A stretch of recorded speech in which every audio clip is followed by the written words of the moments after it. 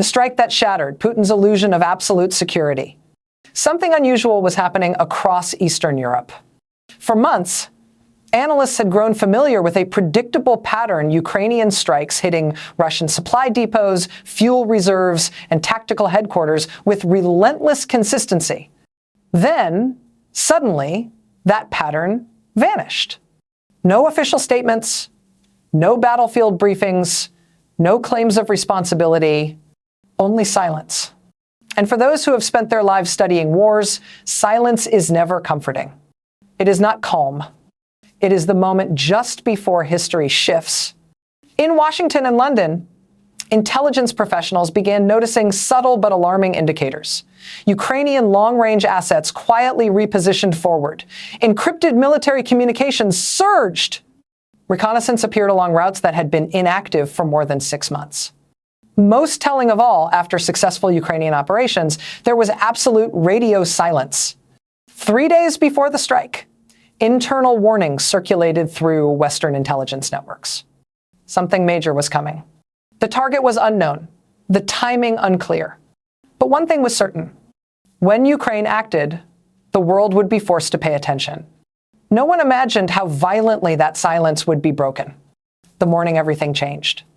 Just before dawn, air defense systems across southern Russia activated simultaneously.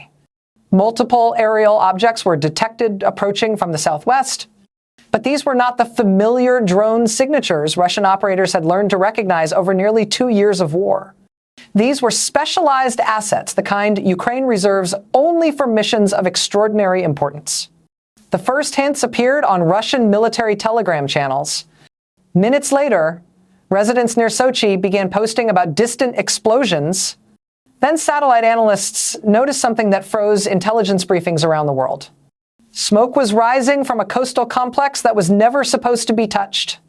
Vladimir Putin's personal Black Sea palace, a symbol of wealth, power, and supposed invulnerability, had been hit. These were not warning shots. They were direct, precise strikes. Multiple impacts on security infrastructure supporting the main compound.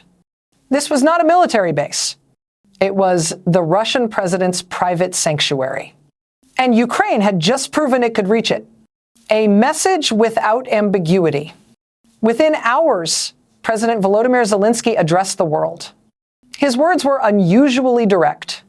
No diplomatic distancing, no plausible deniability, just a clear statement.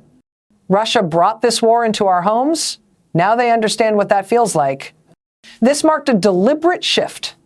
Until now, Kyiv had maintained strategic ambiguity regarding deep strikes inside Russian territory. Silence was part of the weapon.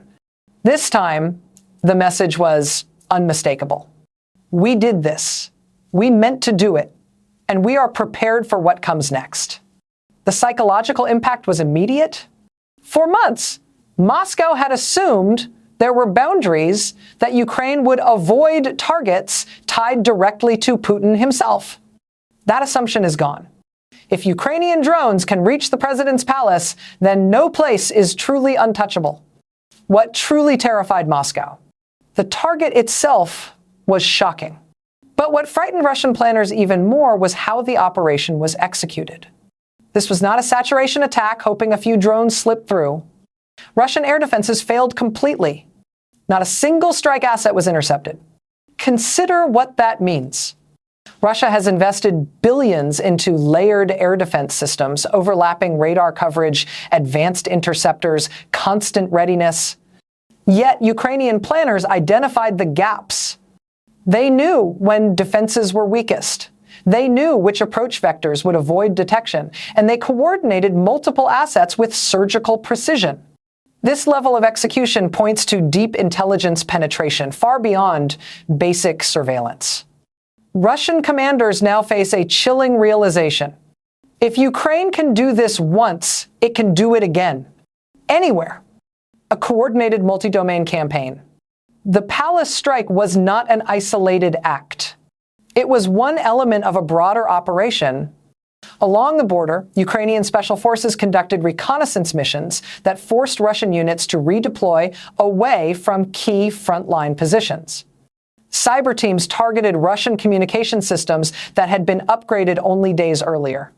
In the Black Sea, Ukrainian naval drones reportedly damaged patrol vessels tasked with coastal security. Each action served a purpose: stretch the defenses, disrupt command and control, remove protective assets. This was not symbolism. It was strategic demonstration. Ukraine showed it could conduct complex, synchronized operations deep inside Russian defenses. Moscow's reaction: rage without control. Russia responded swiftly, but not with immediate large-scale retaliation. Instead, the Kremlin unleashed furious rhetoric. Officials labeled the strike terrorism, an attack on the Russian state, an act that would bring catastrophic consequences. One phrase dominated state media: total destruction. The message was designed to intimidate, to frighten Ukrainian civilians, to pressure Western allies. But threats only work if the target hesitates. Ukraine did not. A blow that cannot be hidden. This strike damaged something Putin has spent decades building: the image of invulnerability. Military losses can be reframed. Economic pain can be blamed on sanctions. But a hit on the president's personal resonance exposes vulnerability. Western intelligence believes this operation was deliberately timed to test Putin's psychological limits after months of battlefield setbacks and growing internal pressure. Would he overreact?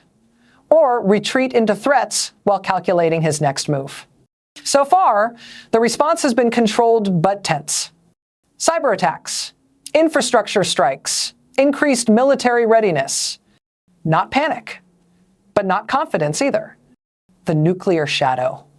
Western agencies observed heightened readiness among Russian nuclear forces. The assessment: precautionary, not preparatory. The difference matters. Precaution signals awareness. Preparation signals intent. Ukraine's strike was carefully calibrated. No nuclear facilities were targeted.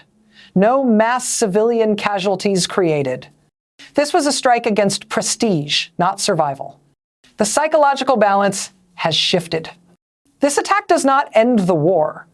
Russia still possesses enormous military power, but the illusion has been shattered. Putin is not untouchable. No palace, no bunker, no fortress guarantees safety when intelligence, technology, and resolve align. That lesson extends far beyond Ukraine. It exposes the weakness at the heart of every authoritarian system built on fear and myth. The silence before the storm is over. What comes next will define not only this conflict, but the future of deterrence itself. No target is truly safe. If you found this analysis valuable, like the video and subscribe for in-depth coverage of global events. Your support allows us to continue bringing clarity to the world's most critical stories.